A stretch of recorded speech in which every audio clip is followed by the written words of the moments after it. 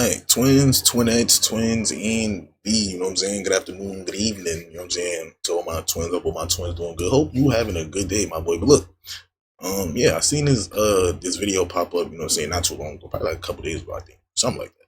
And yeah, I wanted to react to this shit. I've been seeing a few of these videos like this that I've been kind of getting hooked on these kind of videos, bro. I ain't gonna lie. So let me know if y'all fuck with these, you know what I'm saying? I definitely drop, you know what I'm saying, a couple more of these and all that good shit. But anyways, look, appreciate all my twins, you know what I'm saying? We hit 500 subs, man. So go ahead and clap it up for all my twins, you know what I'm saying? I appreciate you, appreciate your time. And yeah, let's go ahead and get into this story, man. Let's go ahead and see what's going on, man. And yeah, hope you're doing good, my boy. Hours of Valentine's Day 2019, a woman named Olivia Jones walked the aisles of a local supermarket known as HEB Plus in preparation for dinner with her husband, Chris. As she gathered the ingredients, she observed a bouquet of pink and red roses, colors that symbolize tenderness and passion. As Olivia exited the store with the roses in her cart, she was unaware that in less than 40 minutes, she would be dead. A horrible consequence of so-called toxic love. The police would find her on her bedroom floor in a quiet neighborhood in Beaumont, Texas. 11 minutes earlier, her loving husband, Chris, dialed 911. Beaumont 911, what is the address of your emergency? Olivia! Please, hurry. That's what I take the gun. Tell me what's going on. I'm at home, my wife is shot in the head. Please. Somebody shot in the head. My wife, please. Tell me, where is she shot? In the head. Okay. Did he not just tell this nigga she was shot in the head? Hey. Am I tweaking? Where in the head? Take it and it went off. Okay.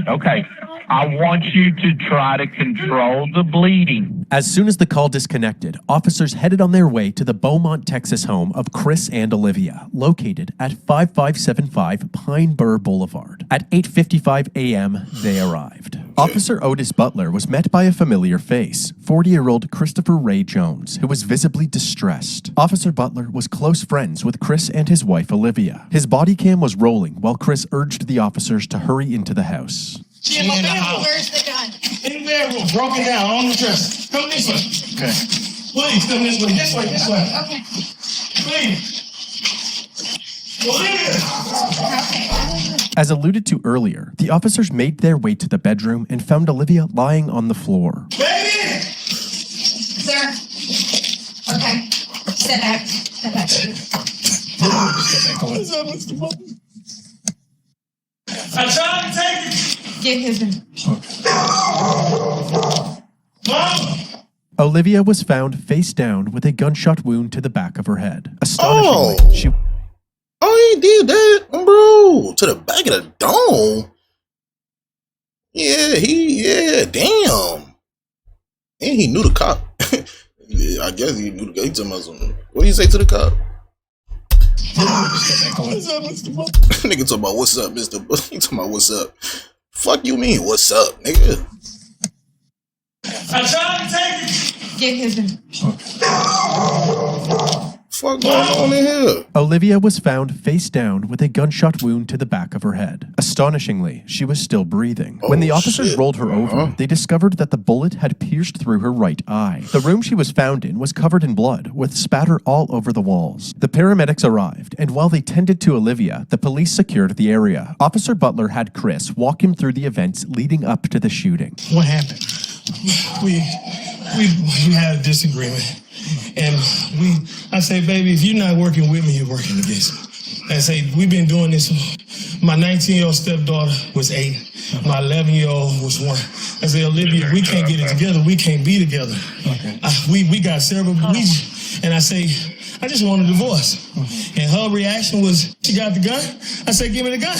She like, I don't remember which hand. I'm like, give me that gun. What is you doing? Stop trying to scare me. I took it.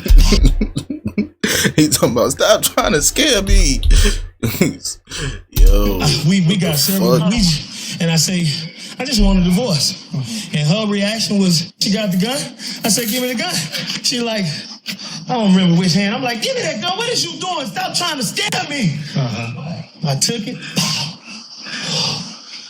So when you grabbed it and went off? She yanked. I grabbed it and she yanked back. And the gun went off. Okay. The gun went off. Chris's story immediately set off red flags. How could such a large man be overpowered by his significantly smaller wife? Chris dropped to his knees in anguish, but there were no tears as he asked Officer Butler if he could— No tears is crazy, I'm not gonna lie. No tears is wild, though. No tears, though? Nigga, cabin. Red flags. How could such a large man be overpowered by his significantly smaller wife? Chris dropped to his knees in anguish, but there were no tears as he asked Officer Butler if he could go check on Olivia. Mr. Butler, I got help. Oh, no. You don't need to go in there, okay? Is she alive? Yeah, she is. She is. We got him. Is she alive, Mr. Butler? Please don't tell me she's alive if she's not. Yeah, when I saw her, she was. She was talking? She wasn't talking. Is she breathing? Nigga said she was talking? I don't think she talking, gang. I don't think she talking, gang. She is. She is. We got him. Is she alive, Mr. Butler? She Please don't tell me talking she's right alive. now, my boy. Yeah, when I saw her, she was. She was talking? She wasn't talking. Is she breathing? It looked like she was breathing. Ooh, good. Like, don't go in there, sir. Please. Sir, I need you to stay right here with me, okay? Calm down. Calm down.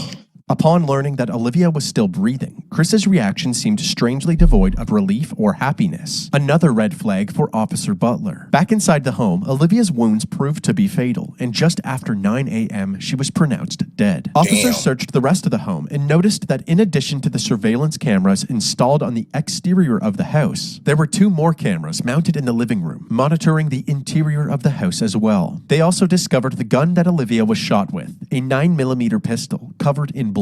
However, they found it strange that the gun was in a different room from where the shooting took place. If Olivia was holding the gun when it went off, how did it end up in a different room? The only logical answer was that Chris must have moved it. Following this discovery, the officers decided that the best course of action was to detain Chris until they had a better understanding of what really happened. As Chris was getting handcuffed, his 19-year-old daughter, Ariel, arrived at the house. She had already been contacted by Chris, who told her what had happened. She was clearly devastated.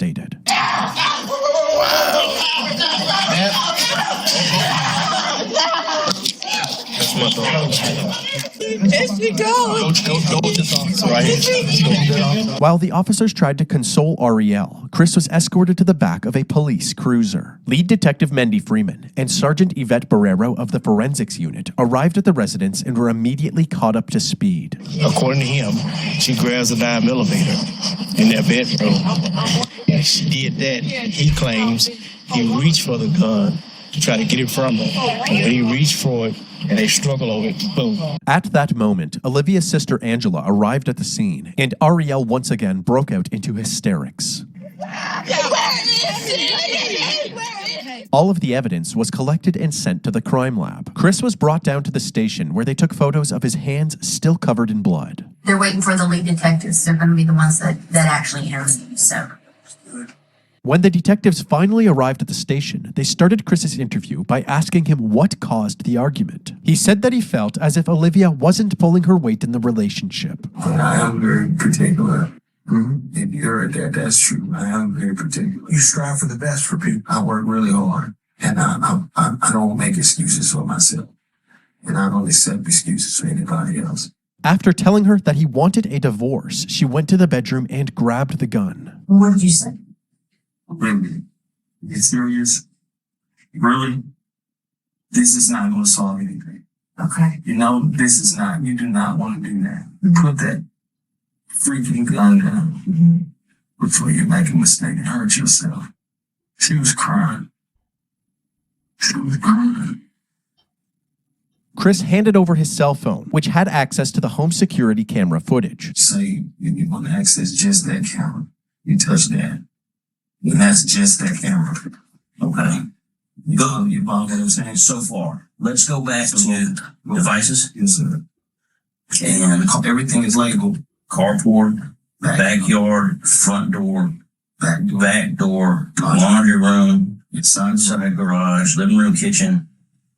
The police examined this footage, hoping to corroborate Chris's story. At 8:41 a.m., Olivia can be seen going about her morning routine in the kitchen. Then, all of a sudden, the footage cuts out. 3 minutes later, at 8:44 a.m., the video is back up, and Chris is captured frantically pacing around the house while on the phone with 911. 11 minutes later, at 8:55 a.m., the responding officers can be seen entering the residence. That means that Olivia must have been shot during this 3-minute gap in the footage. In the interrogation room, Chris was asked why this footage was missing. He claimed that he had no idea. We're still trying to pull up these videos here, okay? Why would there be no recordings on it? I don't know. It should be. Everybody that went in that house should be on it. But like I said, the internet, you can go through days and it pretty much does it. We shouldn't have bought that. You just keep, like, you can pick whatever day you want and it's never going to be consistent. That's why I said it was a waste of money. Well, I'm wanting desperately to find some video on here that corroborates what you're telling us, but almost all the videos start right after this event happened. Chris had a bunch of excuses, from internet problems to not charging the camera properly. But at this point, the detectives were taking anything Chris said with a grain of salt. It seemed more likely that Chris, the only one with access to the footage, had tampered with it. Since they did not have the video, they had Chris reenact the moment that he tried to disarm Olivia. Now go ahead and do my initial. She pulls it. Give me the. Okay. And I go. I'm sorry. You're good. No, you're good. I don't want the chair. I'm sorry. You're fine. Come like the chair, man. I'm reliving it. How you are? I'm reliving it. So she should be shot in the back of her right head. Did you feel me twist your? Did you feel me twist? Back here. Did you feel me twist your? I twisted. With each question asked, it seems as if Chris was improvising the answer, actively trying to make the puzzle pieces fit together rather than telling the truth. The detectives ended their initial interview feeling more suspicious of Chris than ever. They then moved on to other members of the family, starting with Olivia's sister, Angela. Olivia Jones is your sister, right? We've been talking a lot lately. We talk every day. I drop her baby to her at the tax office. She's always been timid about everything. But she was the type that whatever went on in their home, she would keep it there. Yeah, kind of a private private person. Yeah. She loved her baby so much that she thought she had to live for them. She would never. Angela went on to reveal the extent of Chris's control over Olivia. She can't talk on the phone after a certain time. He controlled the finances. He never wanted to be in the presence of her family reunions, anything. He never came. Nigga gave her a curfew on the phone. Damn. What the fuck? That is crazy. Shorty said she had a curfew on the phone. Shit. He controlled the finances. He never wanted to be in the presence of her family. Nigga was crazy. Family reunions, anything. He never came. But she would have to step off, and when he would call, and all you could hear was him screaming and yelling on the phone. His character is agitation.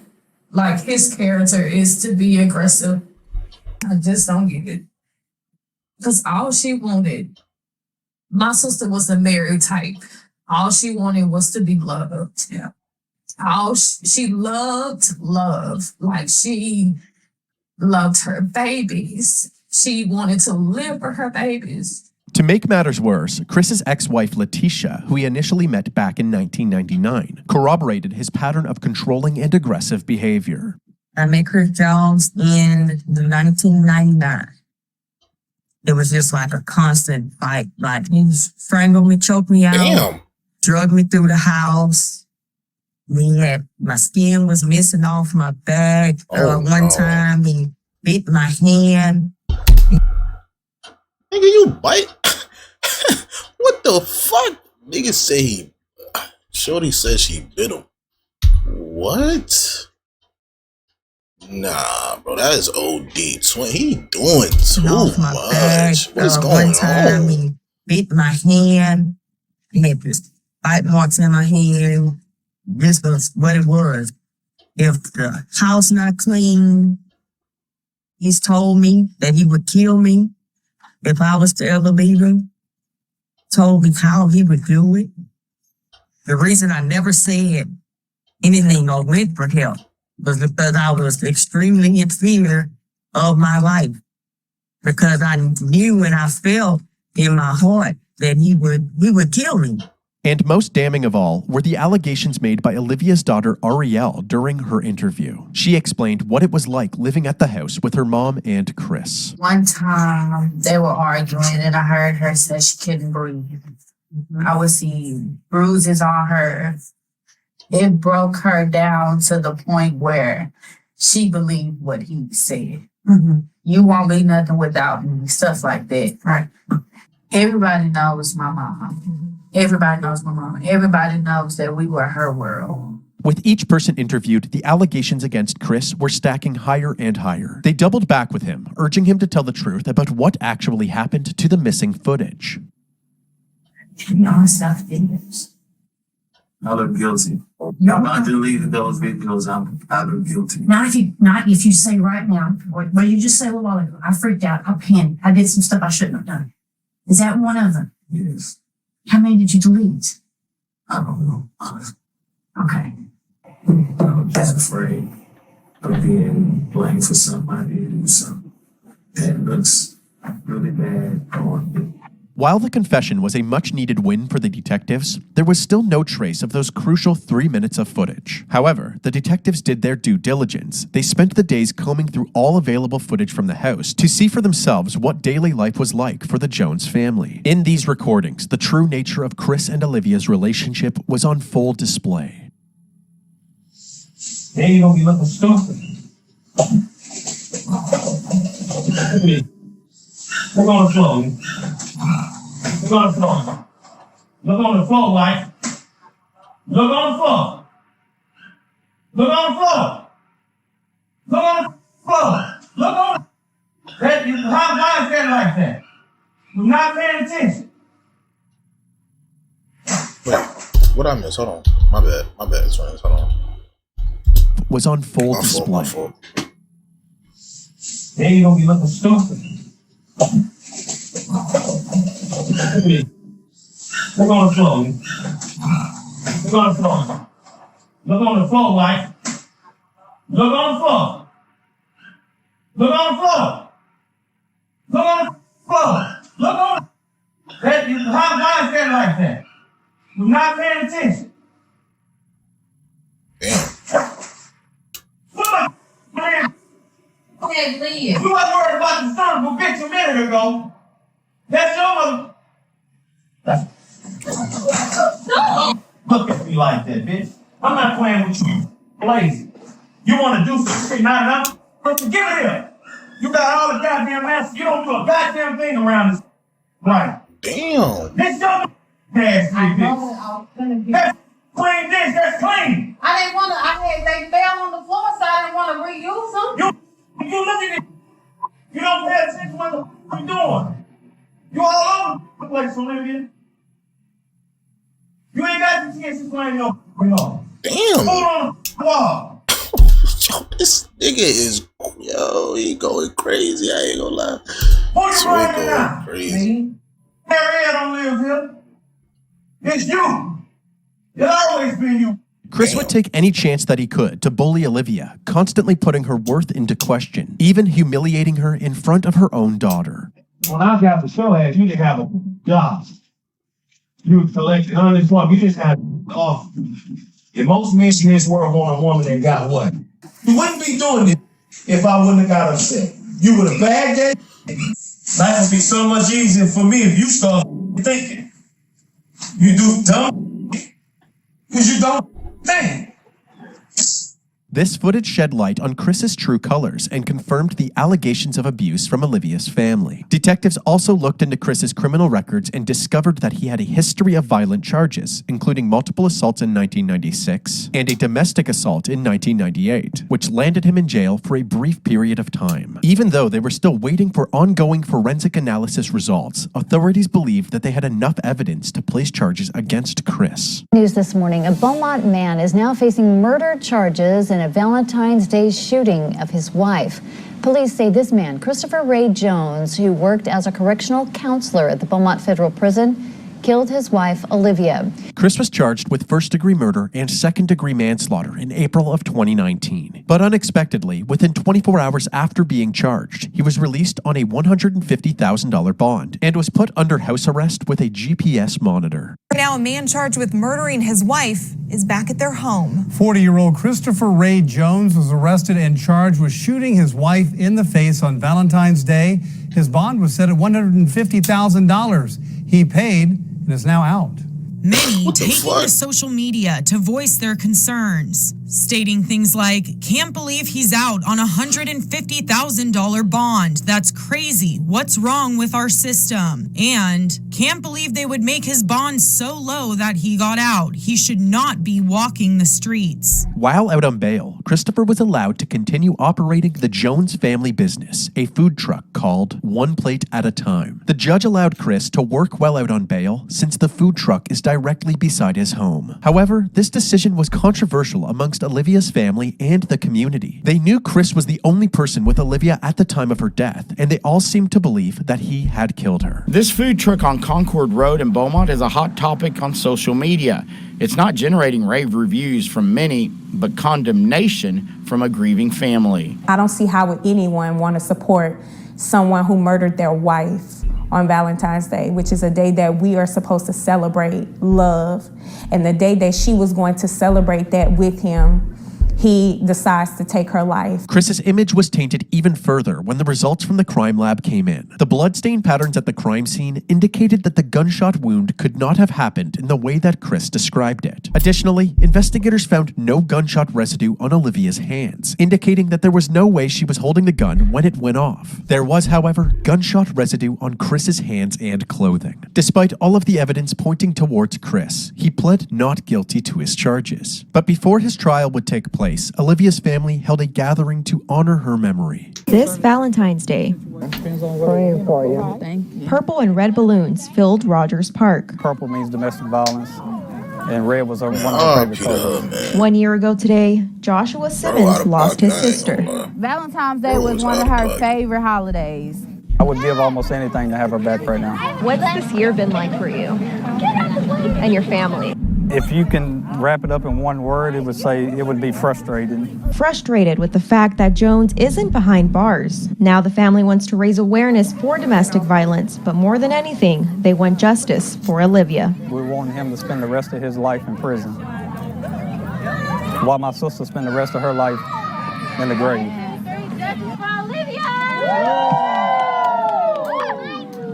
Me personally, he gotta die. I ain't gonna kill him. Me personally.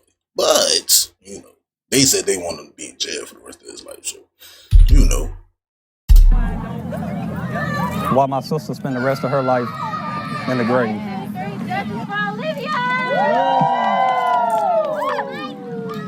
After finally having an opportunity to celebrate Olivia's life, her loved ones would once again have to face her death during Chris's upcoming trial. The courtroom was packed with family members from both sides. It had been over 3 years since Olivia's death, and despite the clear tension between the two families, they all wanted the same thing: justice for Olivia. Prosecutors Jimmy Ham and Mike Laird described Chris as an abusive partner with a violent past, and it was only a matter of time before something like this happened. Chris's defense attorney, Ryan Gertz, argued that Chris only grabbed the gun because Olivia was recklessly handling the weapon, putting both herself and Chris in a dangerous predicament. Forensic pathologist Celestina Rossi provided critical bloodstain analysis and confirmed that Olivia did not have any gunshot residue on her, contradicting the defense's claims that her death was merely an accident. The testimonies and evidence combined ultimately overpowered the defense team, and on February 8th, what the fuck is on Buddy head?